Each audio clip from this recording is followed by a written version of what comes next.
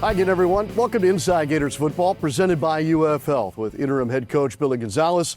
I'm Sean Kelley, and our discussion, of course, looks back to this past Saturday where the Gators fell at Kentucky by the final score of 38-7.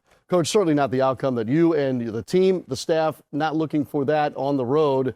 The game was a strange one in the first half, obviously. The Gators led at the end of the first quarter, but in the end, it's Kentucky who wins. Your thoughts after you've now broken down the tape and talked with your team and the staff following Saturday's game? Well, I think if you take a look back at the first quarter, we had 3 possessions to their 1 possession, and it didn't come out the way we wanted to, obviously. We had opportunities in the first quarter.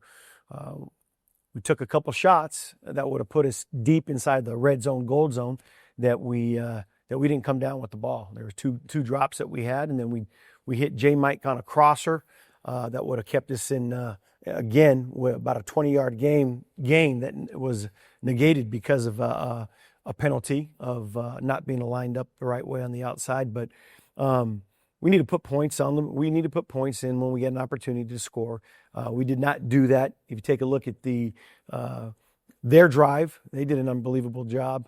Their first 4 positions, they scored points, and we didn't get off the field when we needed to on third downs. But we've got to do a better job offensively of not putting our defense on the field in a short field. So people want to talk about, they didn't punt. We understand that, but offensively, we've got to help that in be able to put some points up. But again, not turn the ball over and put our defense on a short field. Yeah, those turnovers are kind of an obvious part of slowing down any offense. Coach, the other thing is this. Jaden Baugh had been averaging 5.2 yards per carry, and what a season he's been having for the Gators.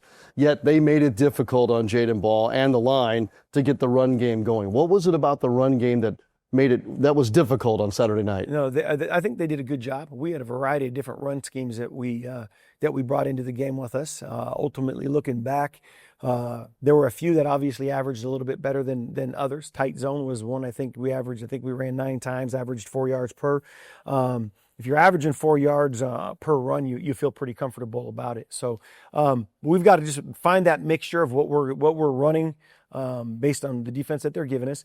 They're a physical team. They came out and they give them credit. They played a really good football game. Coach, you made a decision at halftime to change quarterbacks. What went into that decision, other than perhaps the obvious 3 interceptions?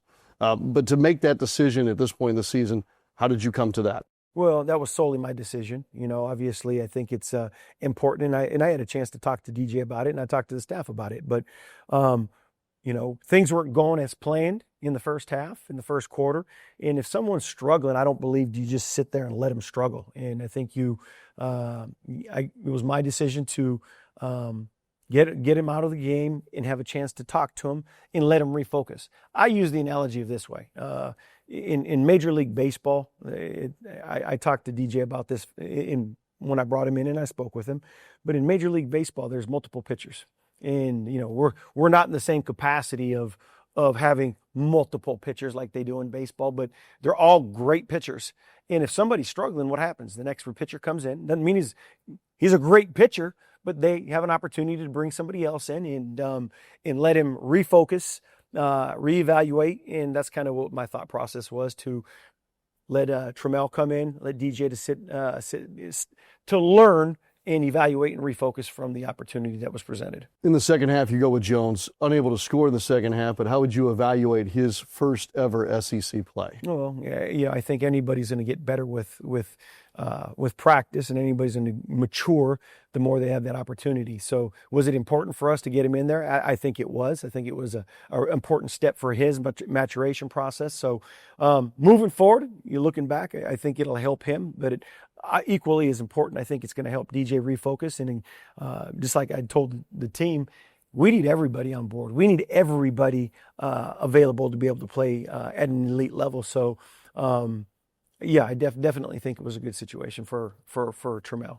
Billy, is the quarterback job open this week, or you go back to the way that you have been playing through it with DJ Lagway is your 1, and an available Tramell Jones Jr. at the 2. I believe it's going to be that way. I think it's DJ go play. And, one of the things I had a chance to talk with him again is just about take the pressure off you.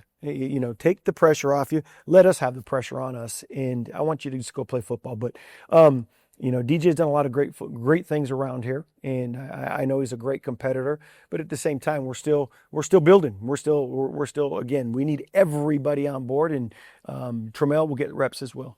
All right, Coach. As always, appreciate the conversation about the ball game. We'll look forward to a new opportunity for the Gators next week. Thank you very much. For interim head coach Billy Gonzales, I'm Sean Kelley. This has been Inside Gators Football, presented by UFL.